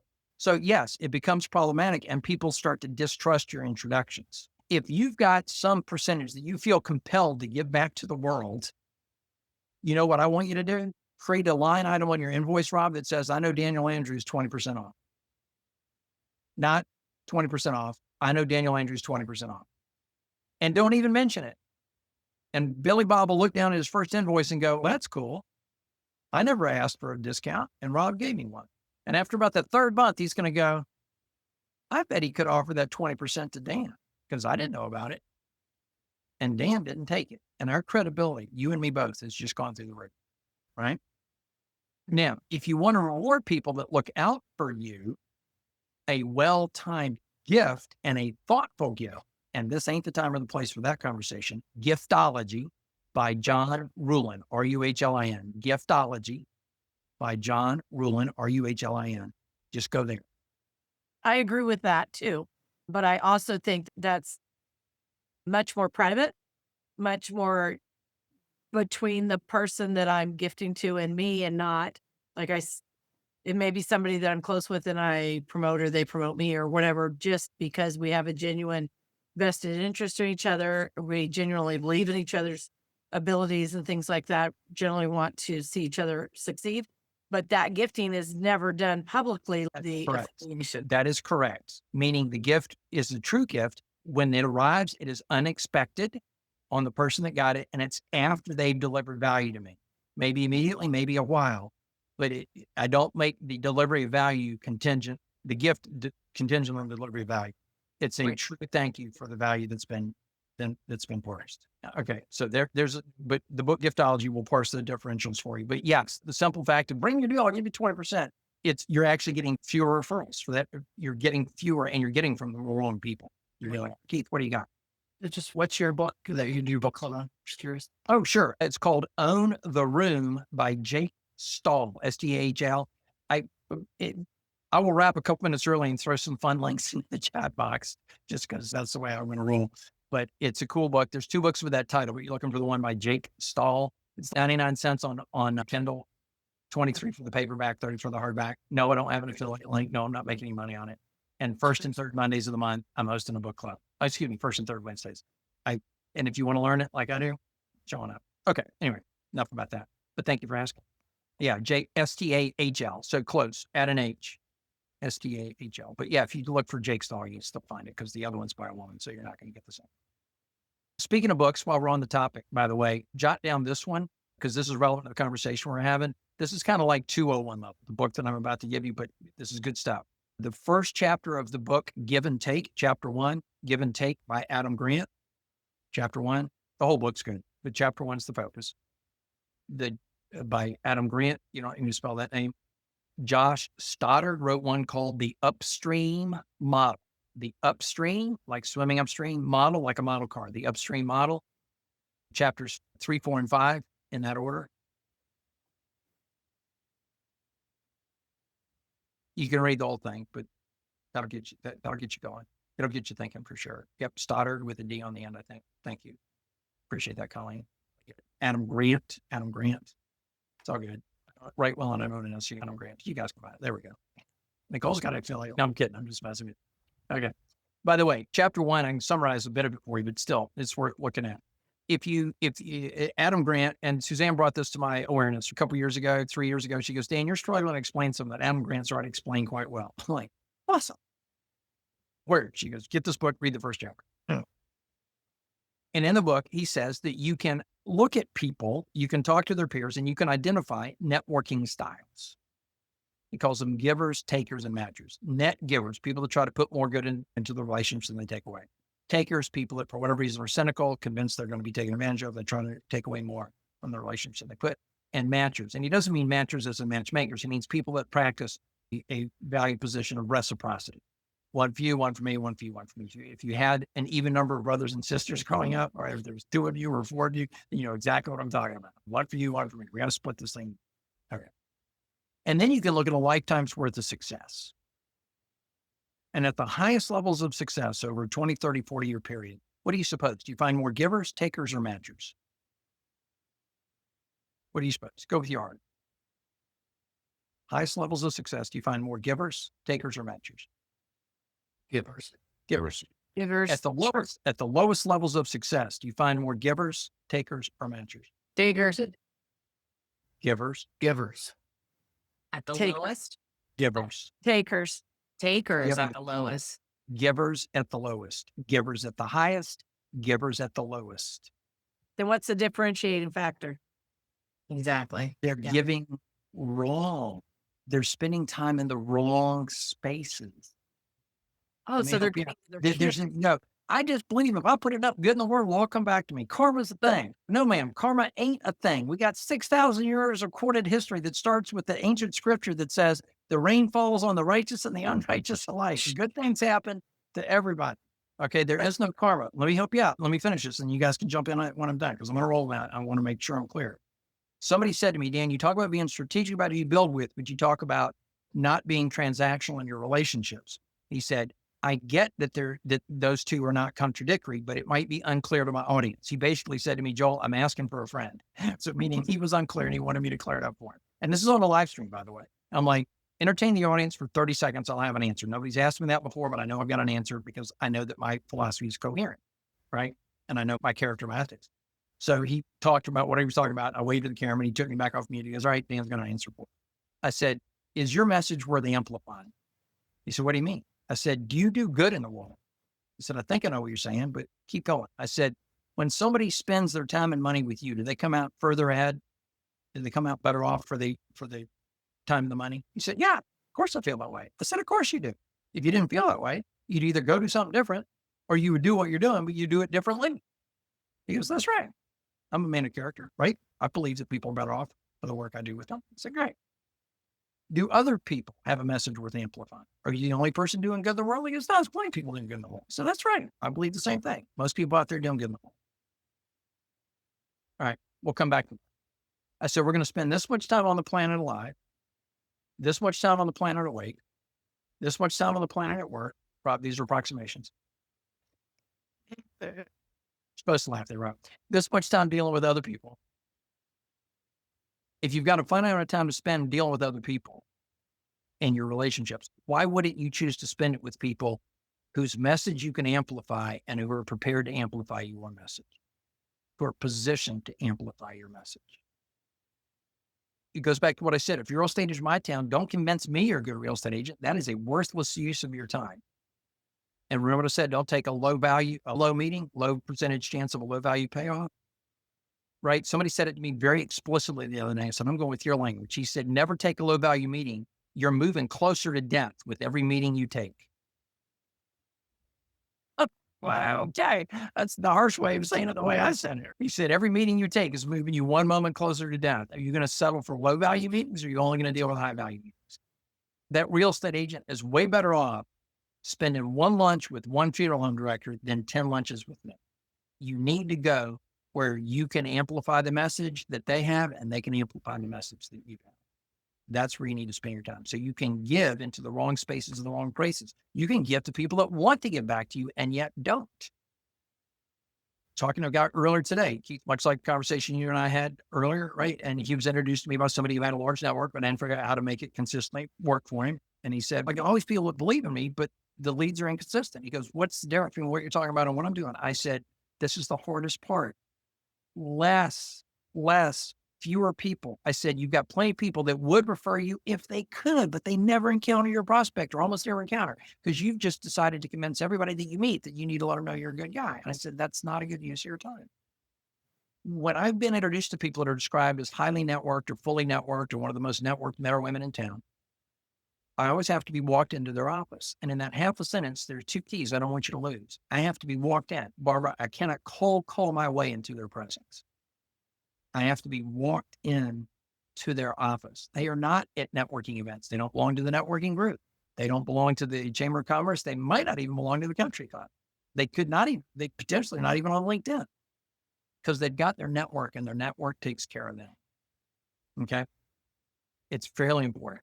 I am going to spend a minute. Go ahead and highlight me if you would, Nicole, because we're going to use the dot cam again because I love this thing. And if you guys ever want a quick note on this thing, by the way, I'll be happy to teach you how to use it. 10 a.m., 9 a.m. on a Tuesday morning, I was in a digital room, and I said to the room, I would like to meet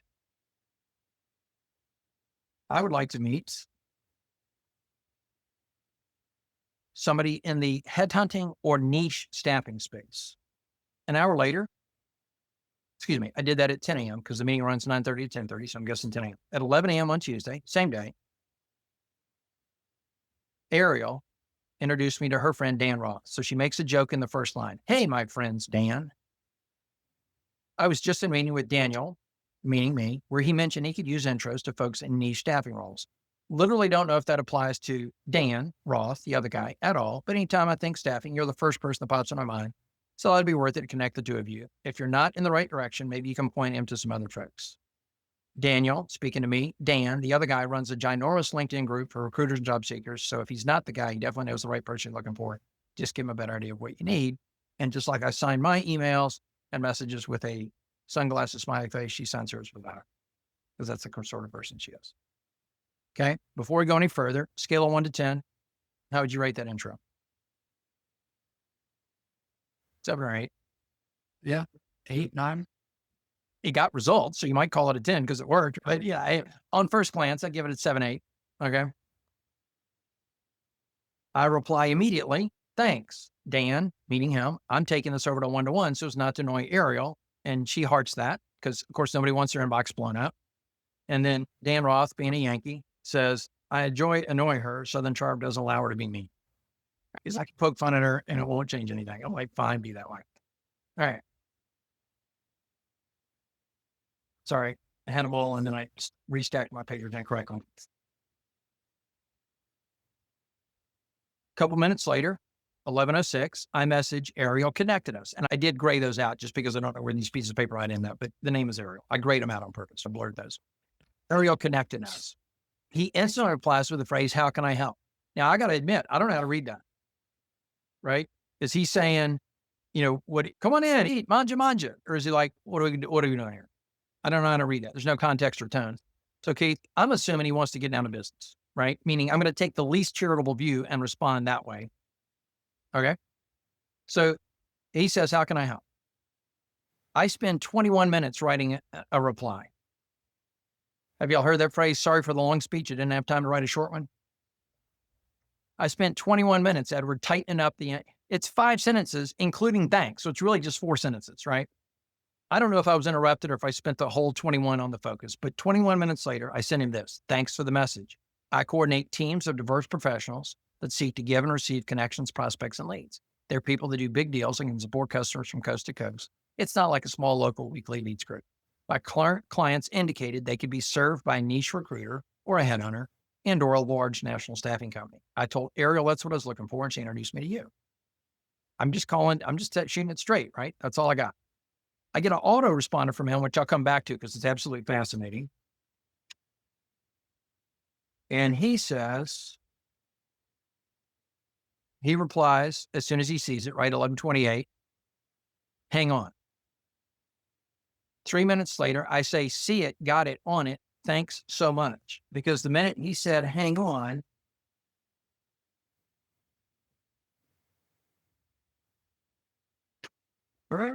there it is. A minute later, 11:29, right? Y'all follow the timeline. Introduce me to Anna. Hey, Anna, meet Daniel. He has a client looking for a niche recruiter and hunter. Daniel, Anna's my career coach, one of my best friends, person to start with. Now, that's a bad intro because it's not a correct, right?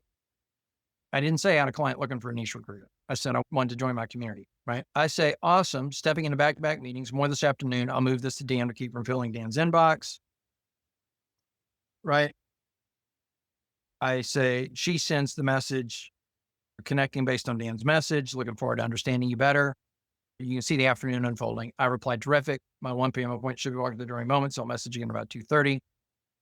So then at 2:14, I send a detailed message to clarify what I'm looking for. Thanks for the message. I coordinate teams of diverse professionals that seek to give and receive connections, prospects, and leads, blah, blah, blah. Oh, yep. Right. I told Daniel I was looking for somebody that could be served by networking with others, established enough to serve others, believes in win-win or no deal. Right. I told Ariel that's what I was looking for. She introduced me to Dan, introduced me to you, King. You had 15 minutes on the phone one day saying, before she goes to bed at night, clearly a busy person, Colleen, you see the timestamp? She says, here you go, and gives me 30 minutes on our calendar. That's probably 10 or 15 minutes of my attention. I'm 3 degrees of separation, and I've got a hot prospect on my calendar, right? Now, let me double back.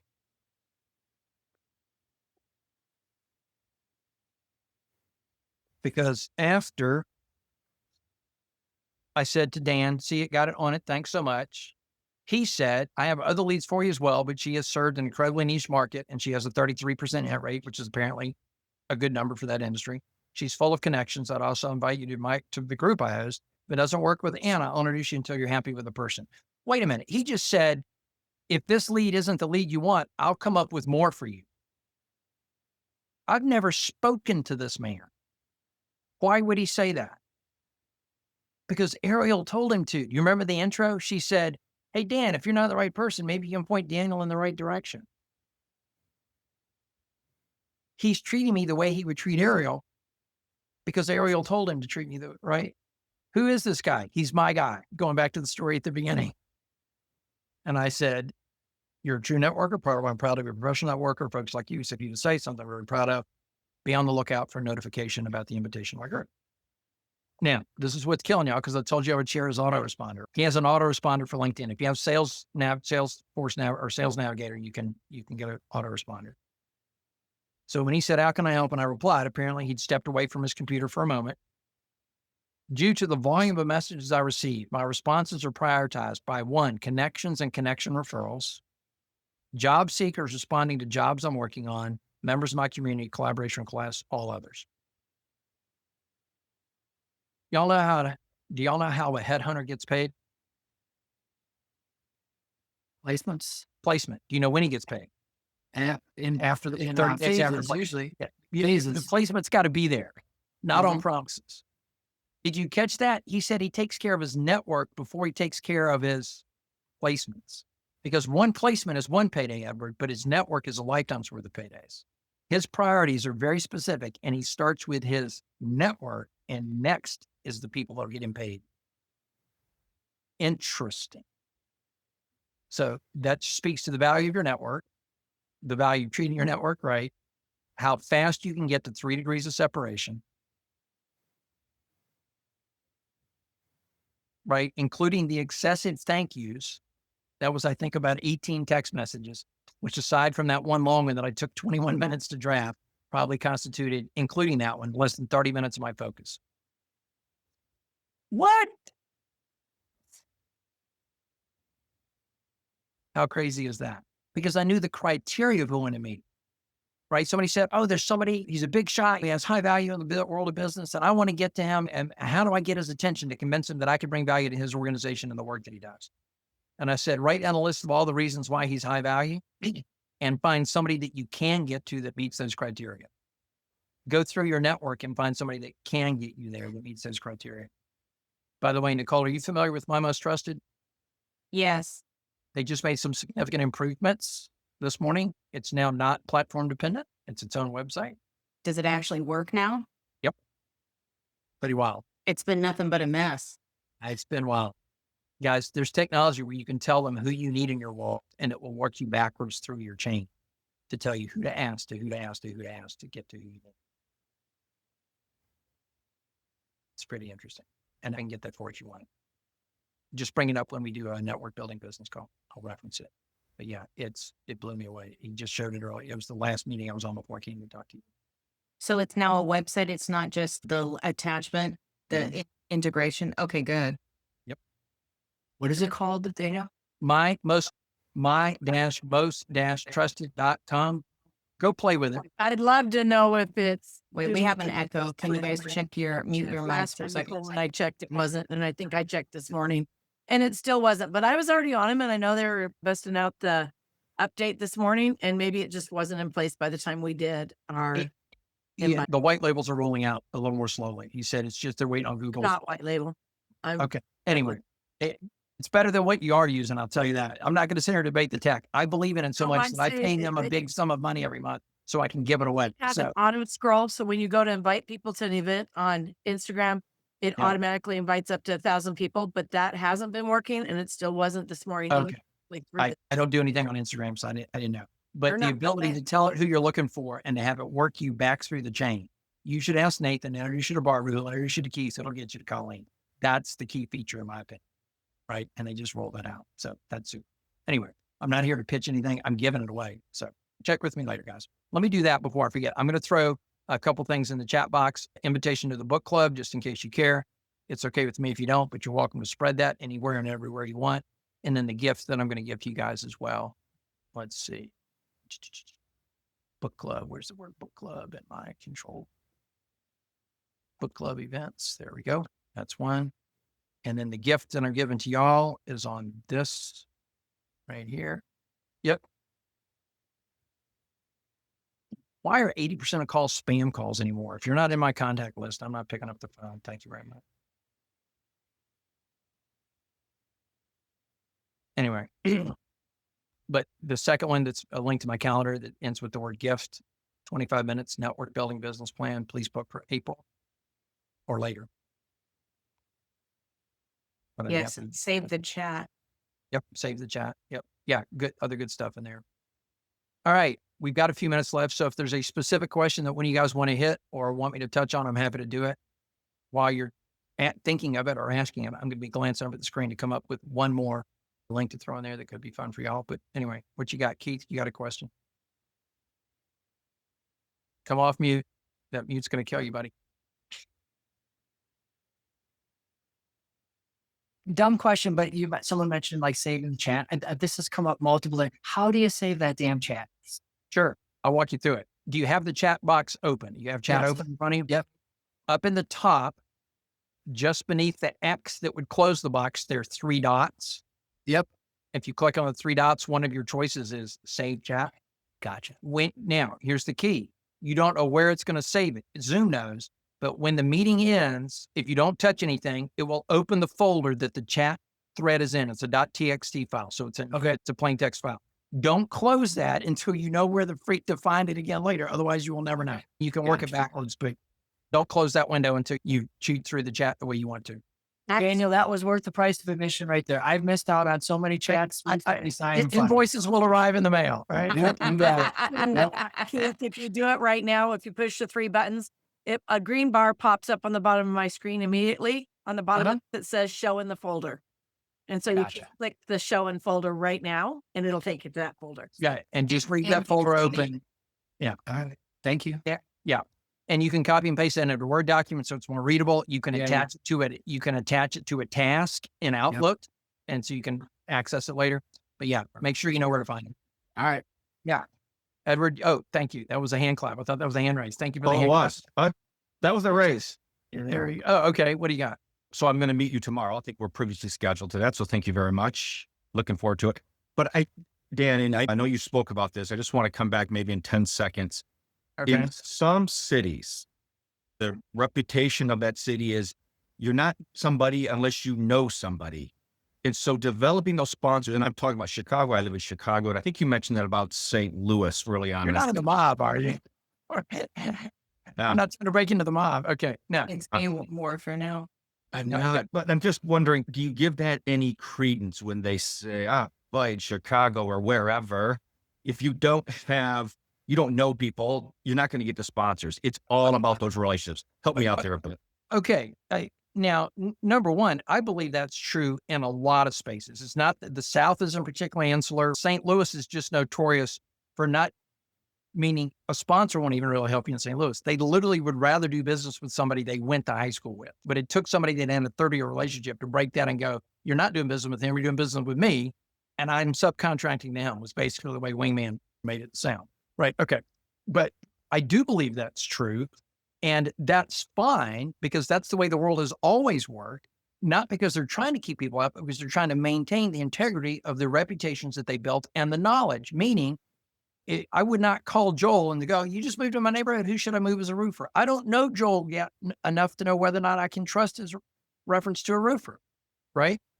When I first moved back to town with a model of being networked, having been gone for 13 years, talk about a challenge, right? I'm sitting at lunch by myself. So if I'm sitting at lunch by myself, I'm doing what? I'm scrolling through Facebook. And I look down and there's a community group in this town. And somebody said, can somebody recommend a good roofer?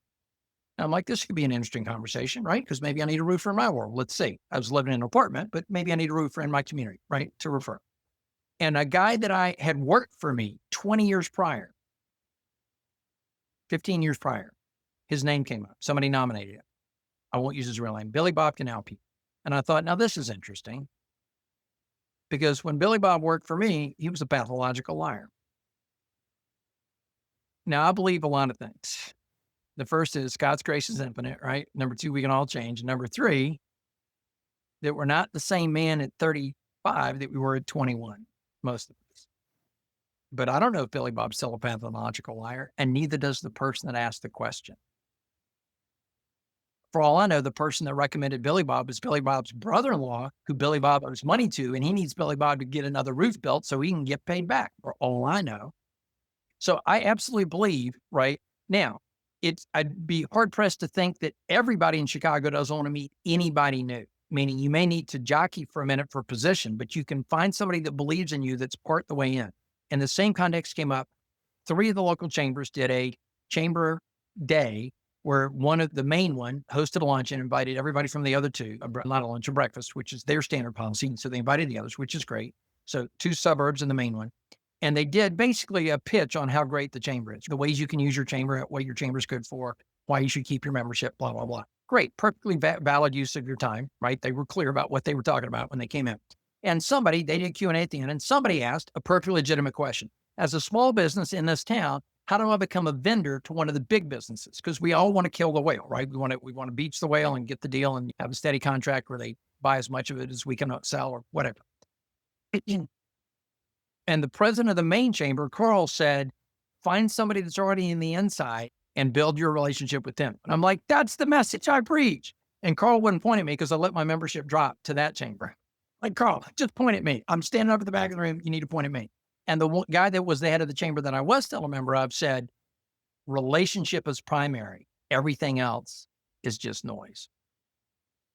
It is true. It's not how, but who. We know that book, right? Your network is your net worth. I'm going to modify that for you. The net worth of your network is your net worth. Because you can hang out with broke people and you will be broke. But it is absolutely true. But you can find the people that believe in the work you do. Just one last fast example. I can stay for a minute because like next thing I'm going to is out to dinner. So I got time. When Nicole cuts it, she cuts it. But I love telling the story. One of my clients early on when I was back here in Columbia, part of my local business growth committee, was a professional mermaid. And you're going, what's a professional mermaid? And my response is, what do you think it is? She's a professional mermaid, right? Whatever you picture that means, that's what she is. All right. You're probably pretty close. She calls me one day in January of 2020. And she said, or February, January, she says, January 2020. She says, hey, Dan, there's a boat show down at the fairgrounds in February. I said, I did not know that, but I should because I live in this town and I drive past the same billboard that you saw it on. But you guys understand the connection, right? Boat show, professional mermaid. Okay. Sure. And I said, do you need an alley-oop or are you starting cold? She goes, what? I said, are you parked away with a deal and you just need a hand or you got nothing? She goes, I got nothing. Can you make something happen? I said, yeah, give me a minute. So I go on LinkedIn and friend a guy named Tommy, and I send Tommy a message. Say, Tommy, I'm Ted's son. If you got a minute, give me a call. Thank you, Halisi. And a few days later, I look down, I see an area code that indicates Tommy's area code.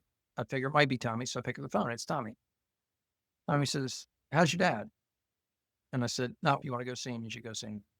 He said, oh, thanks for the intel. I said, you're welcome. He said, but that's not why you called me. You said you had an intro you wanted to make for me. Pause for a minute. My dad used to be Tommy's pilot.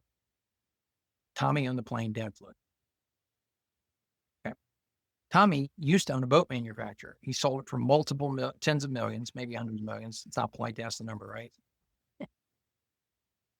Sold the boat manufacturer, moved to Charleston, waited out his non-compete, Keith, and started a boat manufacturer.